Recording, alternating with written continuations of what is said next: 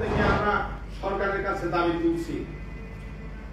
বাস্তবতা হলো সরকার পরিবহনের ভাড়া আদায়ের মুনাফার অংশীদারদের সাথে নিয়ে ঈদের প্রস্তুতি সভা করেন। অতিরিক্ত ভাড়া আদায় বন্ধে সরকারের পক্ষ থেকে কঠোর ব্যবস্থা নেওয়ার ঘোষণা প্রতি ঈদে দেওয়া হলেও এই ঘোষণা বাস্তবায়নের জন্য নিয়ন্ত্রক সংস্থা, পরিবহন মালিক ও শ্রমিক সংগঠনগুলোকে দায়িত্ব দেন। অতিরিক্ত ভাড়া আদায় বন্ধে, ফিটনেসবিহীন যানবাহন চলাচল বন্ধে গঠিত মনিটরিং কমিটিতে নিয়ন্ত্রক সংস্থার পাশাপাশি শুধুমাত্র পরিবহন মালিক এবং শ্রমিক সংগঠনের নেতারাই দায়িত্বে থাকেন।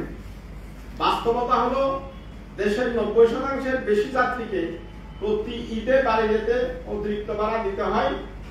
সবাই অংশগ্রহণকারী পরিবহন মালিক ও শ্রমিক সংগঠন, আইন শৃঙ্খলা রক্ষাকারী বাহিনী যাদের উপর এই নির্দেশনা বাস্তবায়নের দায়িত্ব পান, তারা কেউ এই নির্দেশনা বা এই ঘোষণা বাস্তবায়নে এগিয়ে আসেন না।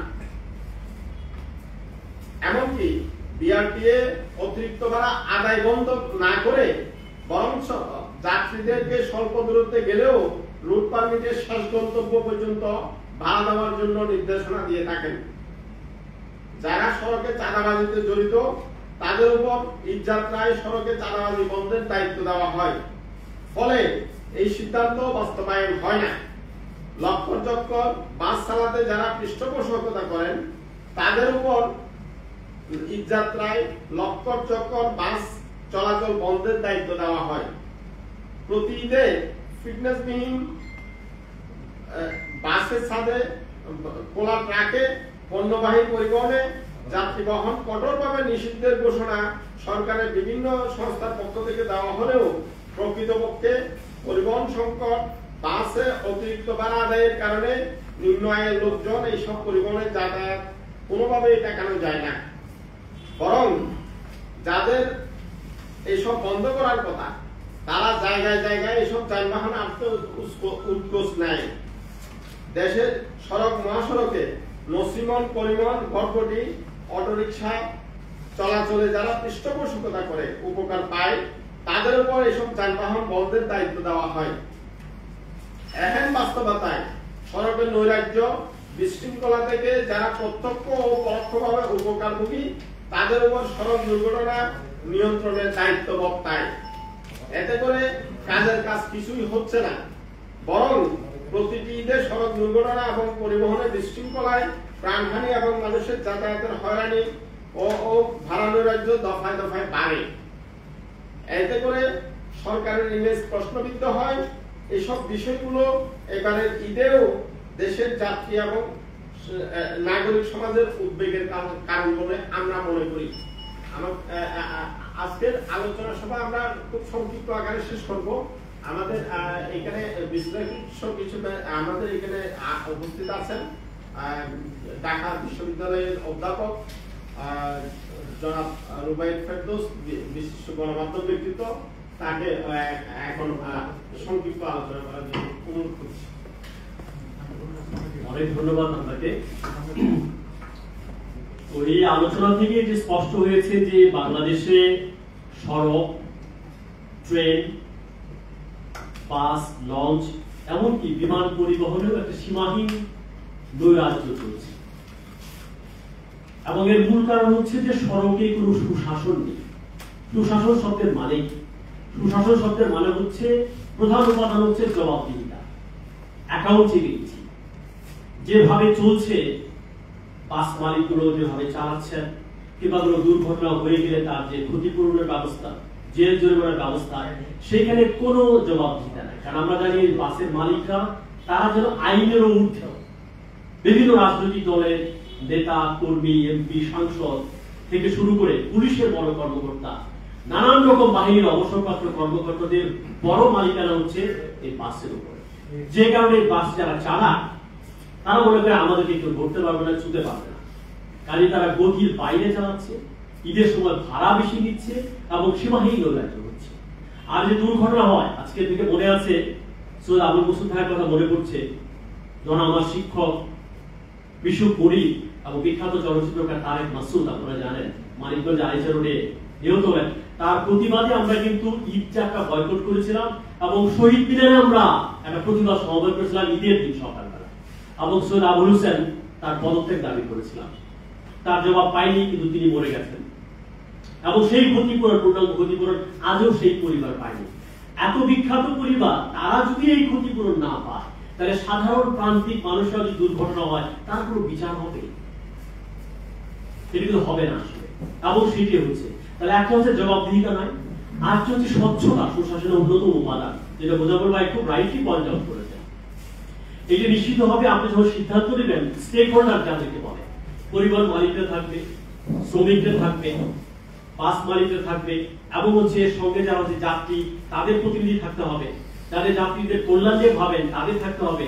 সাংবাদিক হিসেবে আপনারা যারা আছেন, মানুষের কথা বলবেন, আপনারা এখানে অন্যতম বড় স্টেক হোল্ডার। এই সবার সঙ্গে কথা না বলে কেবল মালিকের সঙ্গে সরকার কথা বলে সিদ্ধান্ত নেয়। তিনি সিভিল সোসাইটির কথা শুনতে রাজি না, সিপিডি কি বললো বাদ দেন, সুজন কি বললো বাদ দেন, টিআইবির কথা বলছেন না, কানে নেওয়ার দরকার নেই।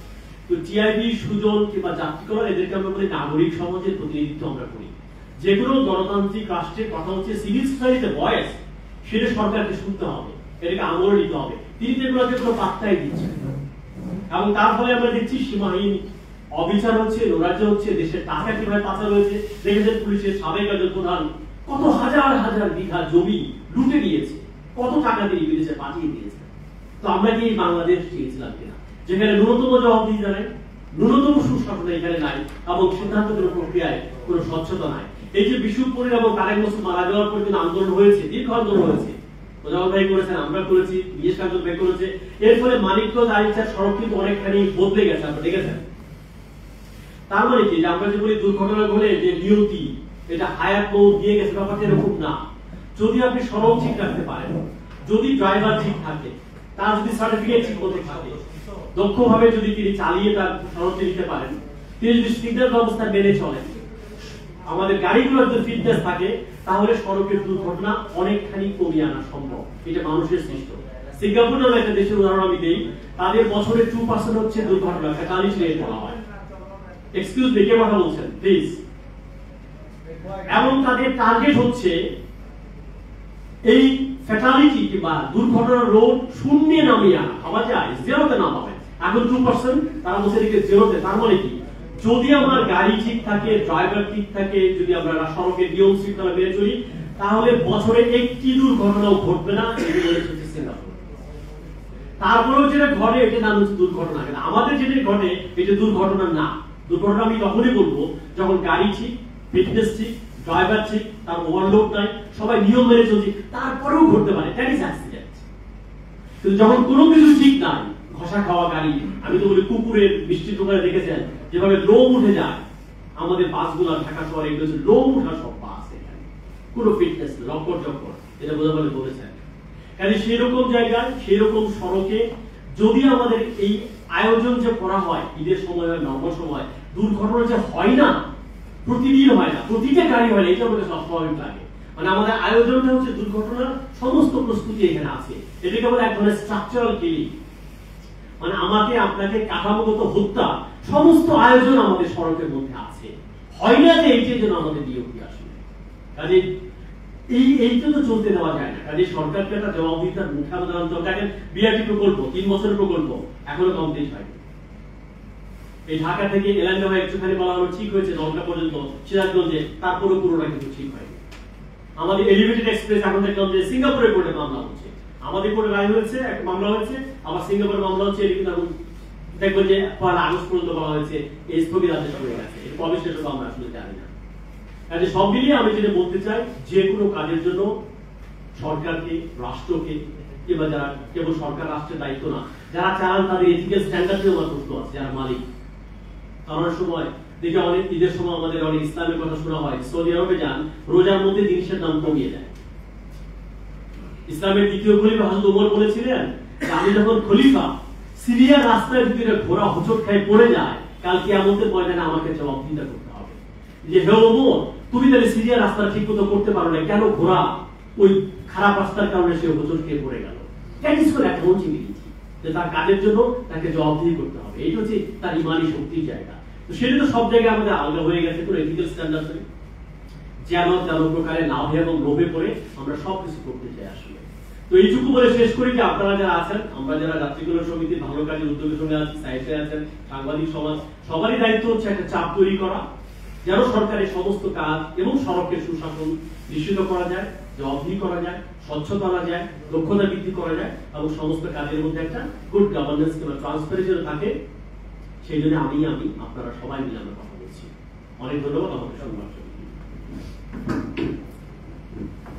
বক্তব্য রাখার জন্য অনুরোধ করছি।